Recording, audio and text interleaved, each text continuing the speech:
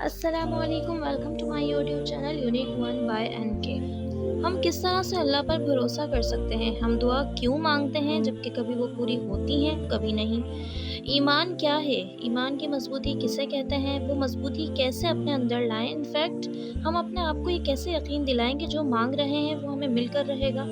इस तरह के कितने सवाल हैं जो कि अब आप अपने आप से कर रहे होते हैं और इसका जवाब हमें खुद भी नहीं मालूम होता, इसलिए हमारी दुआओं में भी असर नहीं होता।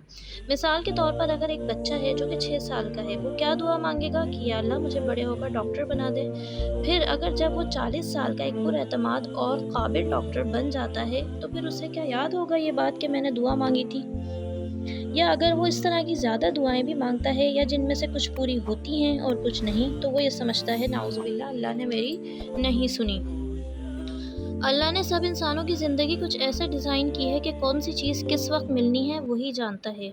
फिर बात आती है किस्मत पर और हमारे इख्तियारात पर और फिर गुमान पर। ये तो हम सब जानते हैं कि दुआ किस्मत को भी बदल देती है। मिसाल के तौर पर अगर एक लड़की है जो पढ़ने में बहुत ही कमज़ोर है, वो जाती है एग्ज़ाम में और अपने पेपर देकर आती है और घर आके जब उसे टेंशन होती है, वो उसके गुमान में और इख्तियार में ये बात आती है कि मैं दुआ अल्लाह से करूं और अल्लाह ताला मुझे शायद पास कर दे। वो अल्लाह ताला से दुआ करती है।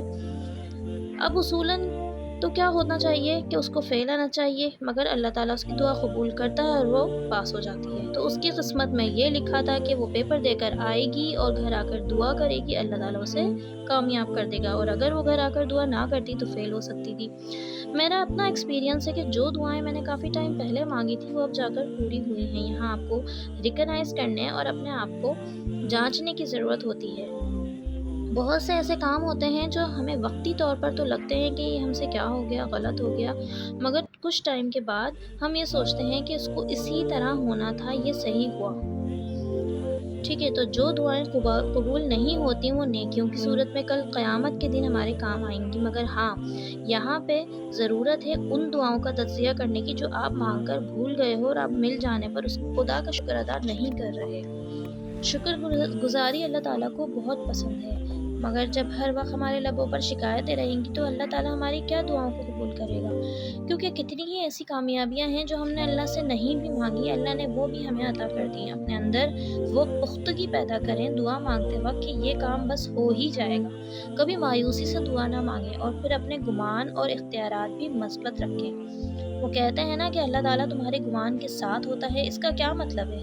इसका मतलब ये है कि अगर कोई शख्स आपको थोड़ा सा पानी देता है और वो ये कहे कि इसमें कैंसर का इलाज है, तो आप इस यकीन से फ़ौरन ही पी लोगे। ठीक है, और अगले ही दिन से आपके अंदर आपको मस्बत तब्दीली दिखना शुरू हो जाएगी। तो ये क्या है?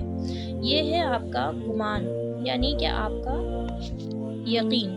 इस इंसान पर इतना यकीन है तो काम बन भी गया। अगर यही यकीन अल्लाह पर करोगे तो डेफिनेटली आपकी परेशानी दूर होगी। एक वाक़या पर अपनी बात ख़त्म करती हूँ कि एक इंसान को सज़ाए मौत सुनाई गई। उसे कहा गया कि तुम्हें सांप के ज़रिए मौत दी जाएगी और उसकी आंखों पर पट्टी बांध दी गई। एक्चुअली ये एक एक्सपेरिमेंट था और एक्सपेरिमेंट करने वाले ने एक सुई उसके पैर पर चुभाई जिससे उसकी मौत वाक़या हो गई। पोस्टमार्टम की रिपोर्ट में एक सांप के जितना जहर उसकी बॉडी में पाया गया। वो जहर कहाँ से आया? वो उस गुमान से आया जो उसने पहले ही सुन रखा था।